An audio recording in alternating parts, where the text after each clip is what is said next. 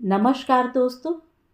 कहानियों की श्रृंखला में आज सुनेंगे डॉक्टर संदीप अवस्थी की कहानी कौन ठगवा नगरिया लूटल बा।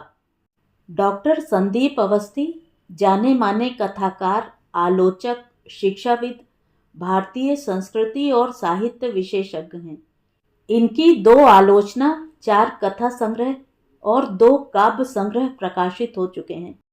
देश विदेश से अनेक सम्मानों से सम्मानित किए जा चुके हैं। तो आइए सुनते हैं उनकी कहानी। आजकल ठगी करना आसान नहीं है।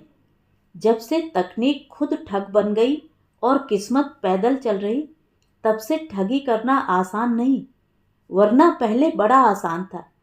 यह सोने की ईंट, चूड़ियां ले लो कौड़ियों के दाम। औरतें कम, आदमी झांसे में तुरंत आते। उसे ईंट दिखाई जाती जो कायदे से सिर पर मारनी चाहिए।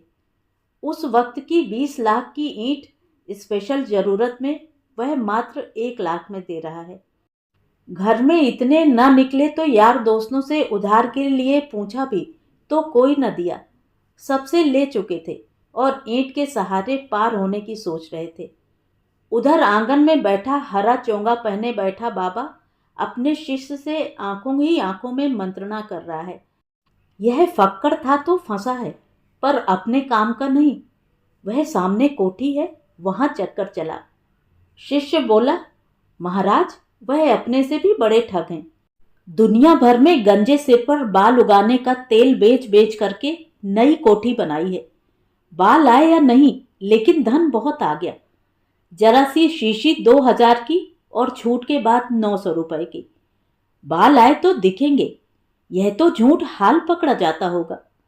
शिष्य बोला, जनता इतनी भोली है कि ठगे जाने को तब तक नहीं मानती जब तक कोई खुद न बताए, वरना ठग को तो वह सिद्ध बाबा ही मानती है। तो यह उसे कहते, तेल कम लगाया है, 2 बोतलें और लो, 1500 में ही दे देंगे। तो यह 2 बार नहीं, बल्कि जब तक भेड़ खुद चली न जाए तब तक उसे मोड़ते हैं। बाबा का आशीर्वाद है, यह सोना तुझे माला माल कर देगा। बाबा ने कामचोर लालची भक्त द्वारा बीबी के 2-4 गहने और नोट पोटली में देखते हुए कहा। शिष्य ने सब समेटा और कहा, 1 ईंट कल और बाबा बनाएंगे, भक्तों का कष्ट दूर करने। कोई जरूरतमंद हो तो बताओ। अक्ल के अंधे भक्त को अपनी बहन बहनोई याद आए, जो कच्ची बस्ती के पास ठेला लगाते। नहीं, पैसा ना है उस पर। फिर ख्याल आया अपना दोस्त रहमान, जो पुलिस में हवलदार है पर बड़ा गरीब है। अभी तक 1 मकान, 1 दुकान और 1 गाड़ी ही बना पाया है। उसे जरूर जरूरत होगी। बाबा, यह मित्र है मेरा, इसे जरूरत है, आप चले जाओ। पता लेकर बाबा शिष्य चलते चलते बोले, और कुछ भी सोचना मत। आज से चौथे दिन इस ईंट को खड्डे से निकालना, यह तुझे माला माल कर देगी। राह चलते चलते दोनों को एक सुनार की दुकान दिखी। शिष्य से बोले, यह धंधा सदा ही फलता फूलता है। यह ससुरे चोरी भी करते हैं सोने को कम करके, और ऊपर से अपनी इस कलाकारी का मेकिंग चार्ज भी वसूलते हैं। ऐसा ही कोई धंधा सेट हो जाए तो यूं गली गली, नगर नगर भटकना न पड़े। बाबा शिष्य दिए पते पर फोन किए तो आवाज आई, अच्छा अच्छा, बताया है आपके बारे में, आ जाओ, पर देखो कोई गड़बड़ी निकली तो वापस नहीं जाने दूंगा, पुलिस में हूं। सुनकर शिष्य की हालत पतली, लगा कि अभी निकल लो शहर से। पर बाबा ने कई मजारों और योग्य महाठगों की शागिर्दी बचपन से की थी। वह चैलेंज लेते थे, ऐसे व्यक्ति को भी ठगो जिसे ठगना असंभव हो, तो वह है कला। ठगी भी एक कला है। सामने वाला जानता है 10,000 में 20 लाख का सोना, पर वह ठगा जाता है क्योंकि अंदर से आवाज आती है, क्या पता सच हो। नकली नोट चलाना भी ऐसा है जैसे रोज शॉपिंग करना। कहीं भी जाओ 150-200 का सामान लो और 500 का नकली नोट चलाओ, बाकी पैसे असली आपके। वह जो सामने से 2 उजड्ड से दूध वाले देखते आ रहे हैं, ये बाबा के गुरु भाई हैं। दोनों ने चाय वाले बाबा की 10 साल चिलम भरते हुए यह कला सीखी थी। आज भी गुरु वचन कानों में गूंजते हैं। तुम सबकी अलग अलग विधाएं हैं, कई बार मिलोगे, सामना भी होगा, पर कभी भी एक दूसरे की पोल नहीं खोलनी, न ही कभी वफादारी छोड़नी। चोर ठग हमेशा एक दूसरे के प्रति वफादार होते हैं। देख लो, कोई भी बड़े से बड़ा नेता एक दूसरे की पोल खोलता है? कभी ऊंचे अफसर तो छोड़ो, हवलदार हवलदार की कभी शिकायत या घूस खोलता है? सब एक हैं। दो तरह के ही लोग हैं संसार में, एक सीधे साधे और दूसरे इन जैसे कलाकार। नोट बस ढंग के कागज पर अच्छे इंकजेट प्रिंटर द्वारा आजकल गली गली छप रहे हैं। क्या करें, जमाना आगे जा रहा है। आरबीआई का काम आउटसोर्स हो गया खुद ही। स्कैन करने पर सारे पंच मार्क, थ्रेड सब हूबहू आ जाते हैं। बाबा चेला जब पहुंचे कोठी के अंदर तो उन्हें आदर भाव से बिठाकर माताजी ने पानी पिलाया। श्रद्धा भाव से पंखा झलने लगी। बाबा इतने मान सम्मान से समझ गए कुछ समस्या है इसकी। बोल, क्या दिक्कत है माई? अम्मा सामने ग्लास में पानी लेकर आ रही बहू को देखती रही। बहू ने घूंघट की आड़ से बाबा के चरण स्पर्श किए, पानी दिया और अंदर चली गई। अम्मा बोली, सुशील संस्कारी है, बेटा भी अच्छा कमाता है, पर क्या फायदा जब घर में कोई खेलने वाला ही नहीं। सारी धन संपत्ति बेकार। हमारी यह समस्या इतने तीर्थ कराए पर दूर न हुई। अब आप आए हो तो कोई उपाय निकालो। बाबा ने आकाश की तरफ देखा, एक हाथ से ग्लास के जल को चारों ओर छिड़का, फिर कुछ देर आंखें बंद की, मनन किया। दरअसल हर घर में इतनी समस्याएं हैं कि कोई संतुष्ट नहीं, या यूं कहो कि हमारा मन ही हमेशा समस्याओं से घिरा रहना चाहता है। नौकरी, व्यापार, विवाह, घर, बच्चे, गाड़ी सब हो गया तो नई समस्याएं। 2 घर, 2 गाड़ी और पूंजी और तरक्की हो जाए। कितनी तरक्की? क्या आसमान में चढ़कर अल्लाह मियां से हाथ मिलाओगे? दान पुण्य या दीन दुखियों की सेवा बिल्कुल नहीं। कोई दिक्कत हो, मजबूरी हो तो ही दान पुण्य, वरना तो। यह ऐसा ही अवसर लग रहा था बाबा और शिष्य को। अम्मा शुरू थी। बच्चे होने के लिए ताबीज और मंत्र फुकवाए बहू के। हर देहरी मत्था टेका, पर सब बेकार। 10 साल से एक चिड़िया भी पैदा नहीं हुई। कहकर बहू की निंदा पुराण सुनते हुए शिष्य को लगा, यहां दूसरी ठगी के भी अच्छे आसार हैं, पर 2 बार आना पड़ेगा। माताजी, बाबा ने तो 55 साल की औरतों तक की गोद हरी कर दी। इनसे किसी का दुख देखा नहीं जाता, इन्हें सिद्धि प्राप्त है। बाबा ने आंख के इशारे से मना किया कि ज्यादा नहीं बोलना। शिष्य जोश में था। बाबा एकादशी से अमावस्या के मध्य विशेष साधना करते हैं, फिर विशेष अनुष्ठान से संतान प्राप्ति। उससे अनेक घरों में चिराग जल रहे। सास हाथ जोड़े सब बातें सुनती हुई हृष्ट पुष्ट बाबा का मुआयना भी करती गई। चौड़ा ललाट, घुंघराले बाल, चेहरे पर विशेष भाव। हालांकि यह संघर्ष चालाकी नहीं आने की खीज और धोखा दूं या नहीं दूं कि आत्म नियंत्रण से उपजा भाव था, जो ईमानदारी और बेईमानी के मध्य, सदाचारी और भोगी के मध्य, अच्छे होने से बुरे की सीमा में जाने से हिचक रहे कदमों का प्रताप था। कईयों के चेहरों पर आप देख सकते हो। इधर माताजी संतुष्ट हों या नहीं में फंसी थी। इस अवसर पर हर बाबा फकीर के पास होता है तरीका। बाबा ने आंखें और हाथ आकाश की ओर किया और तेजी से नीचे लाए और मुट्ठी अम्मा के सामने खोली। अम्मा इसी चमत्कार के इंतजार में थी। उसमें एक ताबीज भभूत थी। लो, इसे बहू के दाईं तरफ बांधना, भभूत को दूध में घोलकर बेटे को पिला देना। बाबा, अब वह 40 पार कर गया है। कहता है संतान होना न होना सब भगवान की देन है। अरे तो मनुष्य के काम करने भी कोई भगवान आएगा? आप ही कुछ कहना उसे। बाबा ने फिर हाथ ऊपर से नीचे झटका तो इस बार एक ताजा सेब प्रकट हुआ। क्या करें, प्रातः यही ठेले वाले के पास मिला था। लो माता, अभी यह रखो, अगली बार आएंगे तो कुछ करेंगे, इस बार जल्दी है हमें। अम्मा धक से रह गईं। फल श्रद्धा से आंखों से लगाया और बांध लिया। सोचा था कि चलो पुत्र का वंश बढ़ेगा और नाच पीटे बहू भी समझेगी कि औलाद को पालना क्या होता है। पर बाबा तो जा रहे हैं आज ही। बाबा, आपको आज तो हमारे यहाँ ही प्रवास करना होगा, क्योंकि यह शुभ मुहूर्त फिर नहीं आता। कहते कहते वह बाबा के चरणों में जाने नहीं देंगी उन्हें आज। इतने सिद्ध पुरुष ईश्वर की कृपा से ही मिलते हैं। बाबा कुपित थे, क्योंकि प्लान था कि ईंट टिकाकर शाम की ही गाड़ी से रफू चक्कर होना है, वरना पकड़े जाने का खतरा। कोई कलमाड़ी माल्या नीरव ललित मोदी तो है नहीं जो करोड़ों खाने के बाद कायदे से बाय बाय करके जाएं।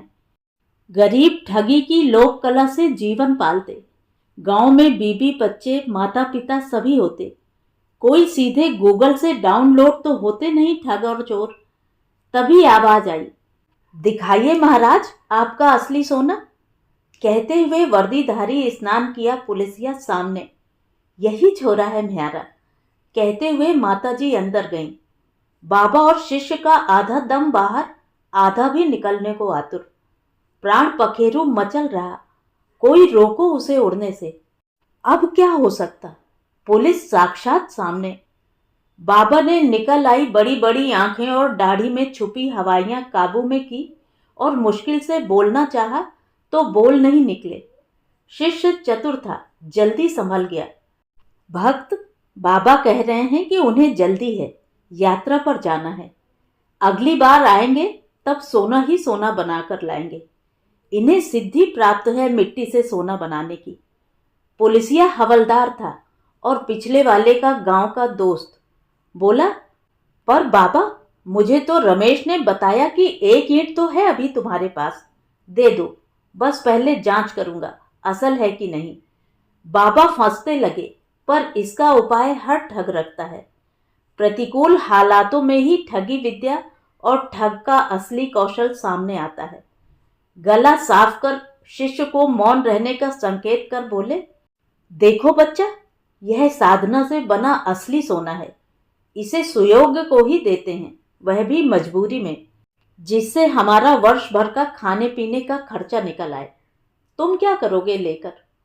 अरे बाबा जी, आपके लाख रुपए यह धरे, और चाहिए तो बता देना।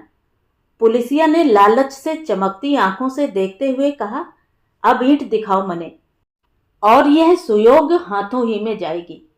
बाबा शिष्य समझ गए कि यह वह है जिसके पास अच्छी तगड़ी कमाई है हराम की, संतान सुख से वंचित है और प्रभु के सहारे गाड़ी चला रहा है।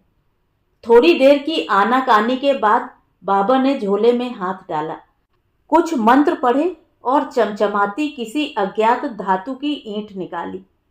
ईंट पर सूर्य की रश्मियां पड़ रही थीं और वह चमचम कर रही थी।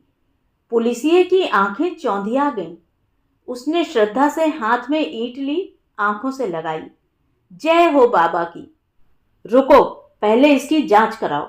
बाबा कुपित हुए, फिर सही लगे तो बात करेंगे, कहकर बाबा ने ईंट पर एक कोने पर हाथ लगाया और चोंगे से चालाकी से कुछ स्वर्ण चूर्ण निकालकर हाथ में दिखाया। यह ले जाकर जांच करा के लाओ।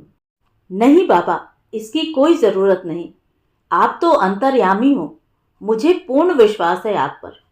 नहीं नहीं, जाओ पहले मन साफ करो, जहां संदेह हो वहां हम नहीं रुकते। वह उठा और प्रणाम कर बाहर गया।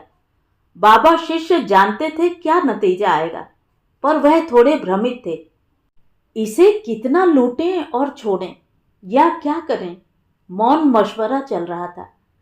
उधर अम्मा फिर आ गई थी, इस बार हलवा मिठाई गर्मा गर्म पूरियां और आलू की तरकारी के साथ। भोजन का समय हो रहा है, संत के कदम पड़े हैं, तो यह अवसर कैसे हाथ से जाने दूं। यह सभी बहू ने बनाया है, कुछ हो सके तो अभी कर दो, के अनुरोध के साथ। शिष्य इच्छुक था रुकने का, जबकि बाबा काम खत्म कर निकलना चाहते थे। पुलिस वाले के घर में ही ठगी का यह पहला अनुभव था। कोई नटवर लाल या शातिर फिल्मी बाबा तो थे नहीं जो कहकर लूटते। यह वह थे जो गुमनामी में और चेहरा छुपाकर रखने में ही भलाई समझते थे। बड़ी दाढ़ी, बड़े बाल, सभी इसी बहुरूप का हिस्सा थे। इसके पीछे जो असली सूरत थी वह खुद बाबा भी नहीं पहचानते थे। 10 वर्ष हो गए थे उन्हें इस धंधे में उतरे। काम सही चल रहा था, जमीन घर सब बन गया था। दोनों बच्चे अच्छे स्कूल में पढ़ रहे थे। घर वालों को कह रखा था कि दूसरे शहर में काम करता हूँ। शिष्य अभी 3 साल से साथ था। जेब काटते पकड़ा गया था और भीड़ जान लेने पर उतारू थी। यह सामने दुकान से पान सिगरेट ले रहे थे। भीड़ इतने गुस्से में होती है कि बिना बात के कोई भी आकर इस पर हाथ साफ कर रहा था। कुछ देर देखते रहे, फिर आगे बढ़े और चिमटा जोर से बजाते हुए जयघोष किया। भीड़ थमी, देखा। इसने भी बाबा की आंखों में देखा।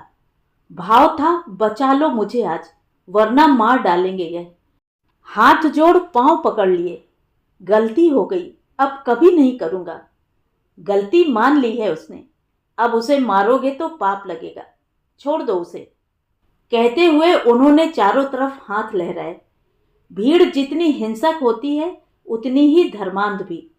वह आईएएस कलेक्टर का कहना नहीं मानेगी, लेकिन बाबा साधु जिस राह चलने को कह दें उस राह चल पड़ेगी, बिना एक भी सवाल किए।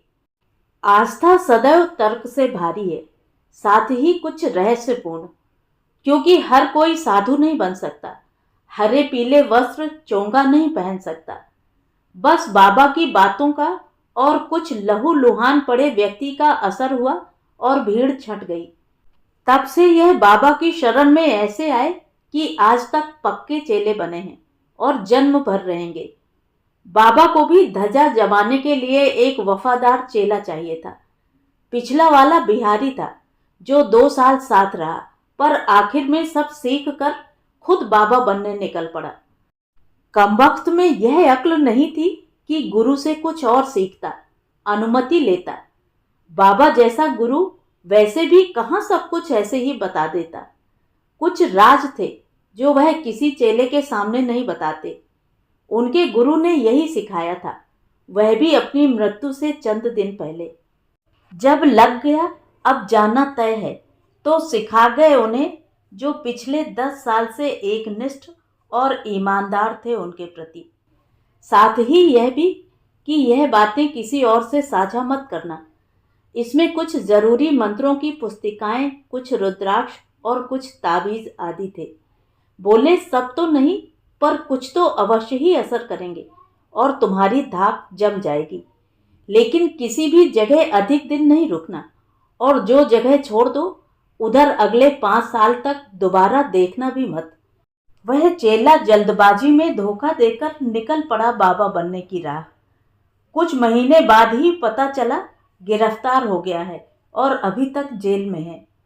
बाबा फोन जैसी भौतिक सुविधाएं कभी नहीं रखते। क्या काम, जो है आज है, जो है कर्म है।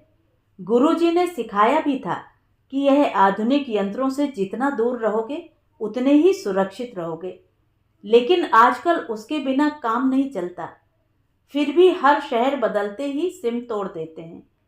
गुरुजी अपनी कुल जमा पूंजी, लाख रुपया, कुछ कंबल, बिस्तर, बर्तन सब यहीं छोड़ गए। जाते जाते कह गए कि अमुक गांव में पत्नी और बहनें रहती हैं, तेरा मन करे तो उन्हें कुछ पैसे दे आना, बता आना कि राम अवतार चला गया। वह गए थे पूरी ईमानदारी के साथ सारी पूंजी लेकर। हालांकि कम क्यों थी, यह रहस्य भी उनके गांव जाकर खुला। अच्छा खासा पक्का घर था, गाड़ी और गाय भी थी।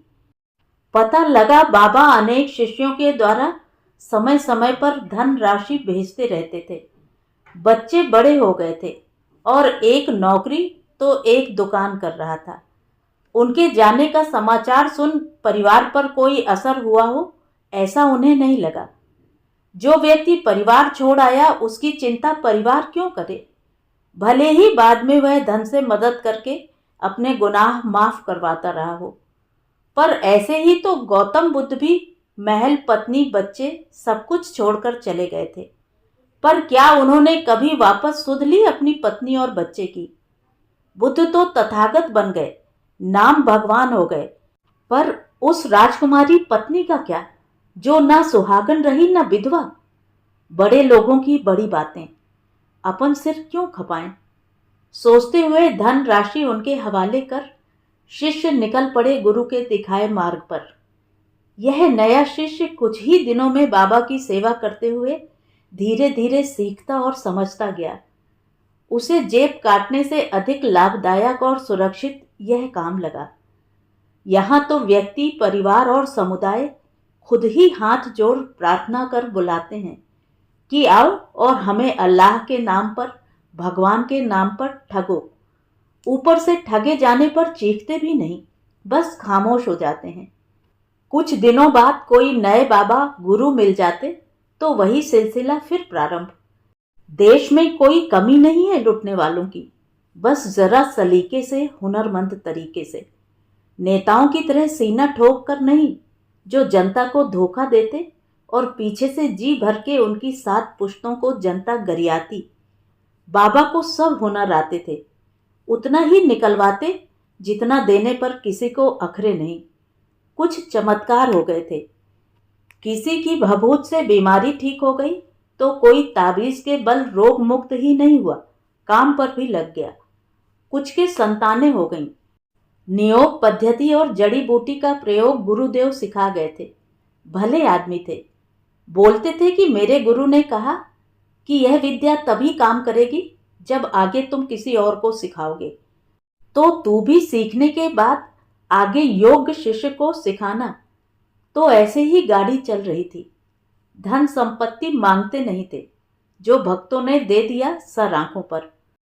भक्त भी ऐसे डॉक्टरों को लाखों दे देंगे भय से, परंतु जो बाबा फकीर देशी विद्या से समस्या हल कर रहा, उसे 100 रुपए भी ऐसे देंगे मानो एहसान कर रहे। अब आज 100 रुपए में एक चप्पल भी ना आती। बाबा क्या इंसान नहीं होते? क्या उनके पेट नहीं होते? कपड़े ना पहने वह, बीमार पड़ जाएं तो और मुसीबत। कभी आपने देखा किसी सरकारी अथवा प्राइवेट क्लिनिक में किसी भी पीर फकीर बाबा को इलाज कराते? यह वह हजारों बाबा सन्यासी हैं जो संकोच करते कुछ मांगने से। सच में साधना भी करते और आपके दुखों को दूर करने का उपाय भी। वह अलग होते जो आश्रम में आने जाने, यह पूजा, वह उर्स, यह पर्व के नाम पर हजारों रुपए पहले ही धरवा लेते और ठाठ से गाड़ियों के काफिले और बड़े बड़े आश्रमों और इबादत गाहों में राज करते। किसी ने कहा है कि दूसरों के दुख दूर करने से बड़ा पुण्य कोई नहीं, लेकिन मनुष्य असली और नकली के प्रपंच में नहीं पड़ता। वह तो सभी को श्रद्धा से देखता, हर मजार पीर से लेकर बाबाओं तक मत्था टेकता। क्या पता कहां से कृपा हो जाए। बाबा ने सुस्वादु भोजन का आनंद लेते हुए शिष्य की ओर देखा। शिष्य इत्मीनान से पकवान उदरस्त करता हुआ कह रहा था, बहुत अच्छा भोजन बनाती है आपकी पुत्रवधू। बाबा की कृपा हो जाए तो समझो इस आंगन में किलकारियां गूंजेंगी। तर जाओगी अम्मा, आप तर जाओगी। शिष्य के शब्द मानो अम्मा की आंखों के सामने दृश्य बनकर नाच रहे थे। उसने हसरत भरी निगाह से आंगन को देखा तो उसे नन्हे नन्हे पग चलते हुए दिखाई दिए। हाथ जोड़ अम्मा बाबा के सामने बैठी रहीं। बाबा ने भोजन कर हाथ धोए और निकलने को झोला उठाया कि अम्मा साक्षात चरणों में गिर पड़ी। नहीं बाबा, मुझ दुखियारी के कष्ट दूर किए बिना नहीं जाने दूंगी। मेरा उद्धार करके ही जाओ। बाबा धर्म संकट में। कार्य हो चुका था, जितना धन चाहिए था मिल चुका था, अब निकलना ही बनता था। ऊपर से इकलौता पुत्र अम्मा का पुलिस में था। 2 दिन दौरे पर उत्तर प्रदेश से बाहर गया था, पर आता और फिर कुछ दिनों बाद मालूम पड़ जाता तो वह पीछे लगता और खोद निकालता बाबा और इस मूर्ख शिष्य को, जो जरा से आराम के लिए कहीं भी पसर जाता है। नहीं माते, अब हमें निकलना ही होगा। संध्या हो रही है और बहुत दूर जाना है। तभी अंदर से अम्मा की बहू भी आ गई। साड़ी का पल्लू सर पर लेकर सीधे चरणों में झुकी। जब बोली तो ऐसा दर्द था आवाज में कि बाबा हिल गए। हाथ जोड़ आंखों में आंखें डाल बोली, आप ही मुझसे यह अभिशाप हटा सकते हो कि मैं मां नहीं बन सकती। शादी के 7 साल हो गए। अब मैं जान दे दूंगी यदि इस आंगन में किलकारी नहीं गूंजी। बाबा गौर वर्ण प्रभावशाली व्यक्तित्व, आंखों में खास गहराई और चेहरे पर संतोष और गुरुसेवा का तेज। धर्म संकट में सोचा, आज के कार्यक्रम को एक दिन टाल कर देखा। कल जाए तो क्या पकड़ सकता है पुलिस वाला इसका पुत्र। फोन तो था ही नहीं तो ट्रैक होगा नहीं, परंतु हुलिया पकड़ लेगा। ऊपर से यह महामूर्ख शिष्य जो हर बार सोने के एक अंडे से संतुष्ट नहीं होता और दूसरे अंडे के इंतजार में 1-2 दिन जान कर रुक जाता है। इसे इतना समझाया कि तू तो मार खाकर बच जाएगा, पर बाबा का पुलिस जहाज बना देती है। कुछ थानों में तो कोई मंत्र तंत्र काम नहीं आता। साले डरते ही नहीं, कितने ही श्राप दे दो। कहते हैं हम ही काल हैं। वह तो थोड़ी बहुत साधना और चतुराई गुरुजी सिखा गए तो उस विद्या का प्रयोग कर बच लेते हैं। पिछली बार देर हो जाती तो आज तक जेल में ही होते। शिष्य आंखों से ही रुकने का इशारा कर रहा था। संध्या वंदन करने से पूर्व बाबा ने स्नान किया। अंदर आंगन में चापाकल लगा था। अम्मा खुद 2 बाल्टी भरने लगी तो शिष्य ने टोक दिया, अम्मा जी आप मती करो, पाप लगेगो। जाने कृपा चाहिए बई को भेजो। इतने साल हो गए, कब तक छुई मुई की नाई बनी रहेगी बहुरिया। अम्मा ने सहमति में सिर हिलाया और अंदर गईं। कुछ देर बाद मध्यम कद देह यष्टि की युवती घूंघट काढ़े बाहर निकली। कुर्सी पर बैठे बाबा को चरण स्पर्श किया। फिर चापाकल से जो उसने दनादन पानी निकाला है, 2 क्या 10 बाल्टी भर जाएं। अम्मा के कहने पर आंगन में रखी टंकी में शिष्य बाल्टी डालता रहा और बहुरिया भरती रही। टंकी ऊपर से दिखने में छोटी, पर इतनी बाल्टी पानी पी गई फिर भी भरने का नाम न ले। शिष्य थक गया, बोला बस काफी है। क्या पूरे महीने का पानी भरवा लोगी अम्मा? रहने दो बहन जी, बहुत हो गया।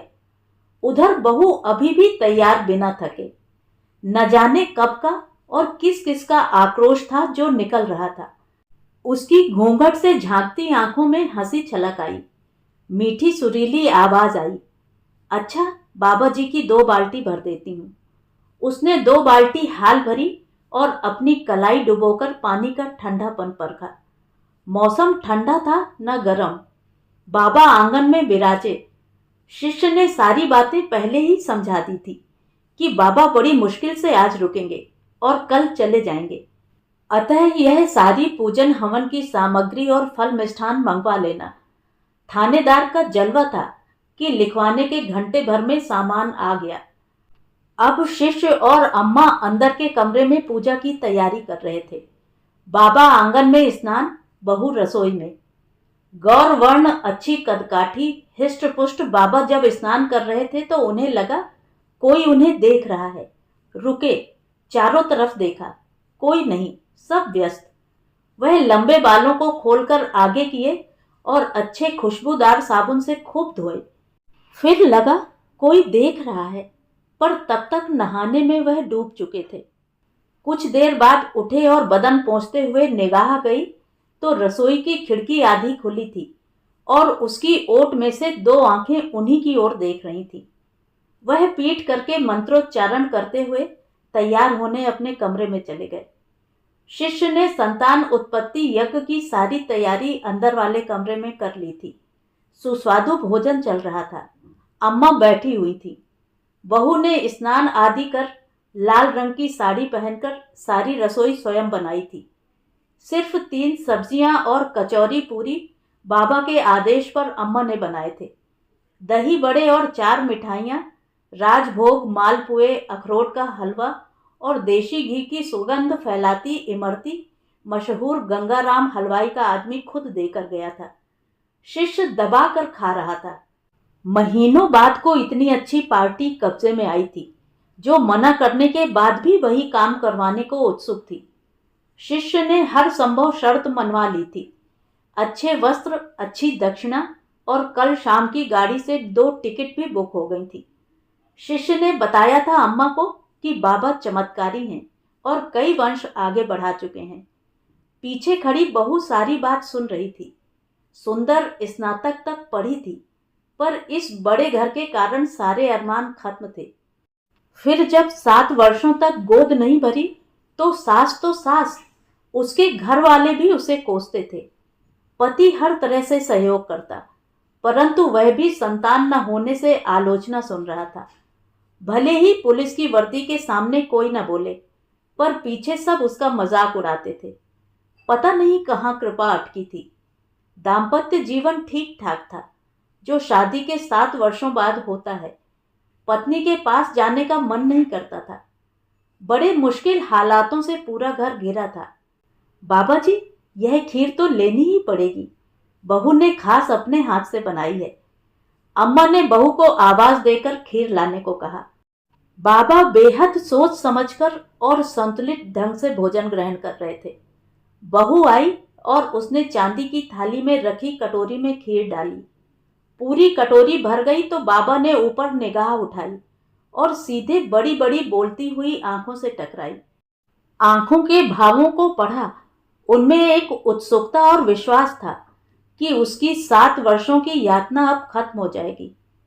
यह बर्तन साफ करके बैग में रखवा देना, और यह दोनों चांदी के लोटे भी।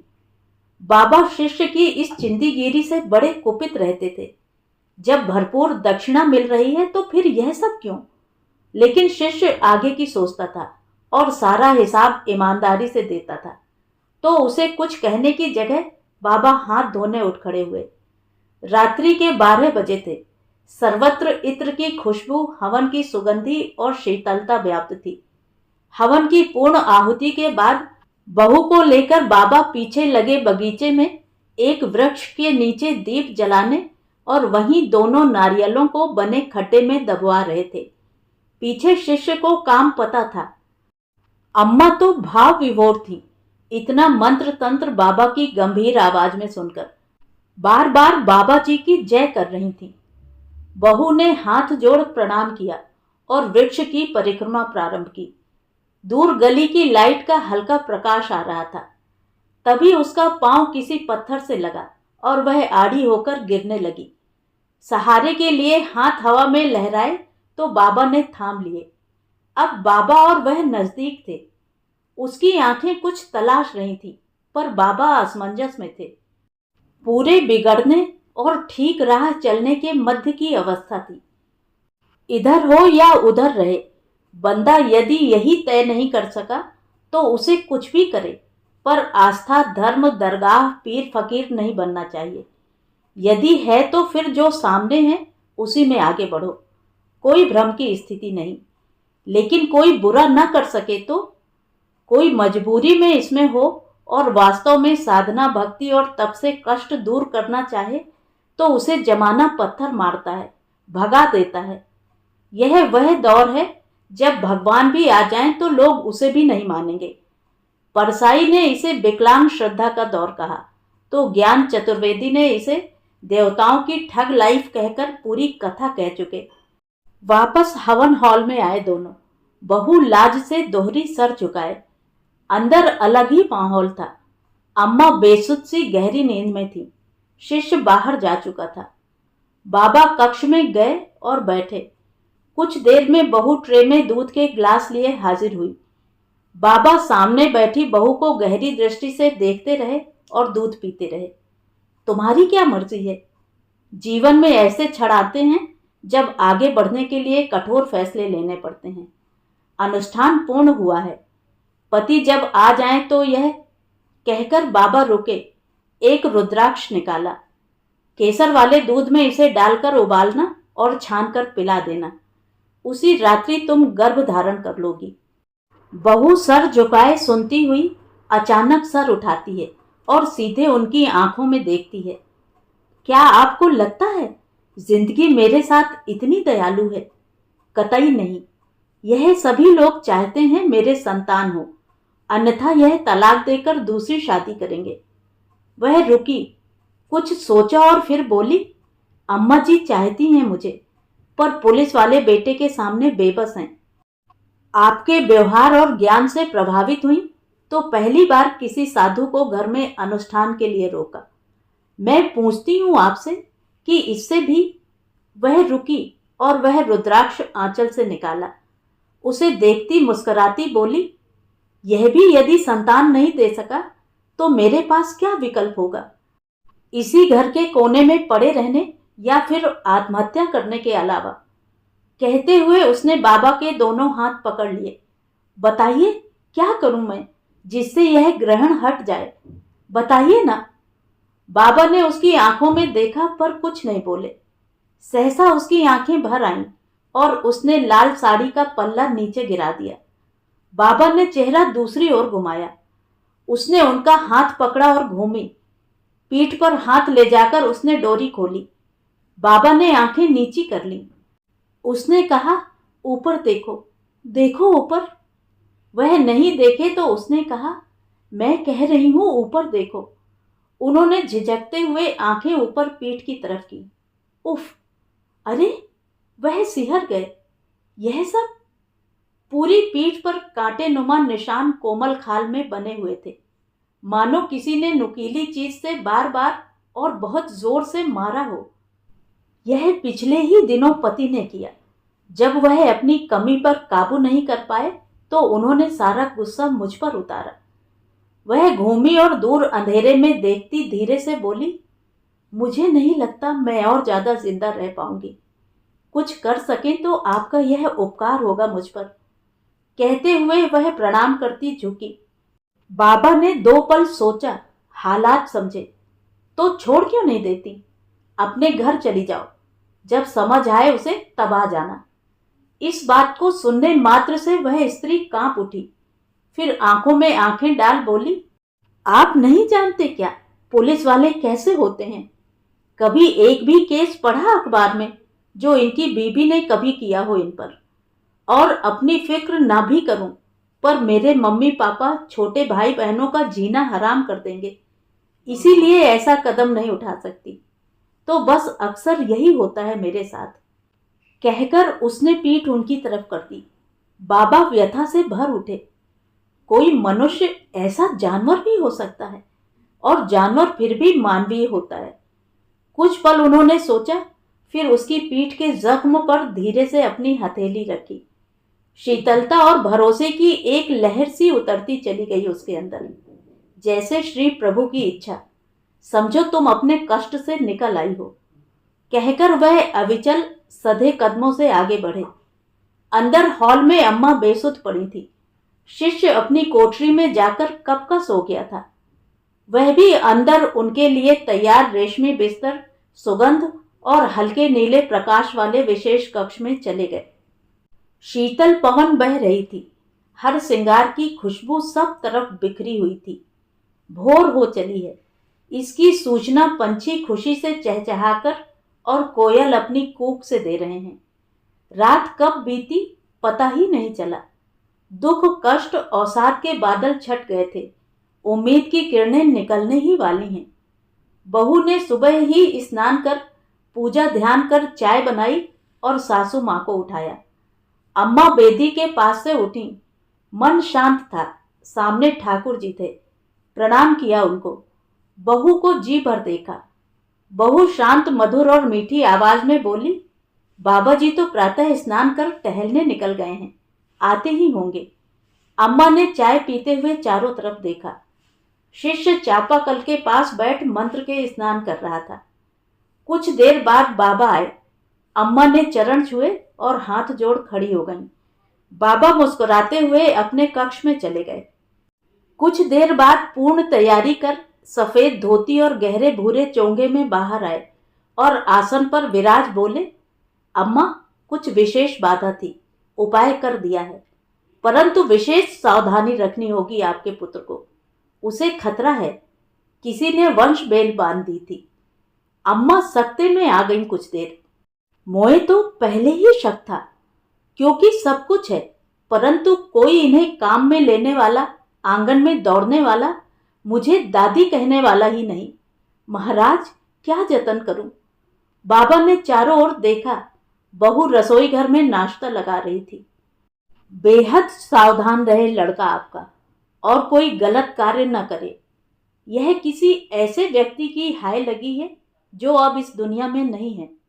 उपाय फिलहाल मैंने तो कर दिया है, पर उससे कहना कम गलत करे। हो सके तो गलत करना छोड़ ही दे। पर पुलिस की नौकरी में कहाँ कोई बच पाता है। तो संकट फिर आएगा, पर तब हम नहीं होंगे, कहकर बाबा ने आंखें बंद कर ली। अम्मा हाथ जोड़े कृपा बनी रहे की रट लगाए रहीं। बहू की बड़ी बड़ी बोलती आंखें बाबा के चेहरे पर कुछ तलाश रही थीं। दूध ग्लास में डालते हाथ हल्के से कांप गए।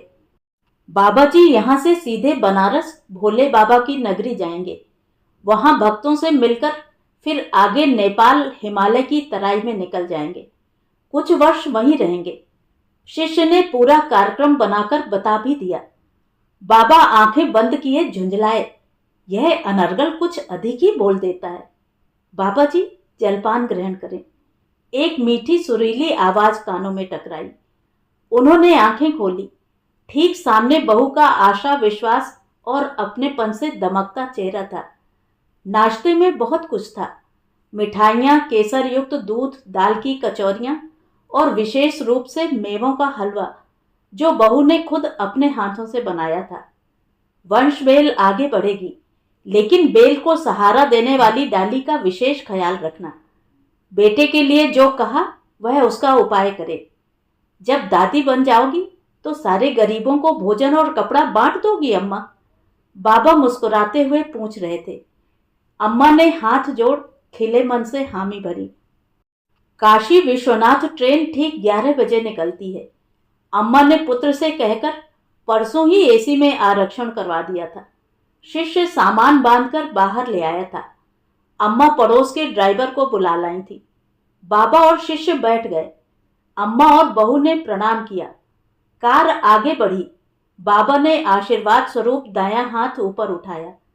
तभी एक आवाज धीमे से आई, फिर कब आओगे? तो ये थी कहानी। कहानी आपको कैसी लगी कमेंट करके ज़रूर बताएं। और अगर मेरे द्वारा सुनाई हुई कहानियाँ आपको अच्छी लगती हैं और आप मेरे चैनल पर पहली बार आए हैं तो चैनल को सब्सक्राइब ज़रूर करें, लाइक करें और अपने दोस्तों और परिचितों में शेयर भी करें। बेल आइकन दबाना बिल्कुल भी ना भूलें। धन्यवाद।